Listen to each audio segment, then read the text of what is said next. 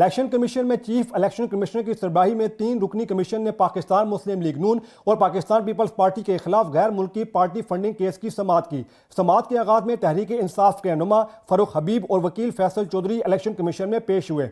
तहरीक इंसाफ की जानिब से पार्टी फंडिंग केस में नई दरख्वास्त दायर की गई, जिसमें इस्तदा की गई कि पिटीशन को मंजूर करके दोनों जमातों को वकला को कमीशन के सामने बुलाया जाए। पीपल्स पार्टी के खिलाफ गैर मुल्की फंडिंग केस की समाअत के दौरान तहरीक इंसाफ के वकील एडवोकेट फैसल चौधरी का कहना था कि पाकिस्तान पीपल्स पार्टी की जानिब से जमा कराए गए हल्फनामे पर दस्तखत पार्टी सरबराह के नहीं हैं। चीफ इलेक्शन कमिश्नर का पीपल्स पार्टी के वकील से इस्तफसार किया कि क्या कभी पार्टी सरबराह की जानिब से जारी करदा हल्फनामे पर वकील दस्तखत कर सकता है?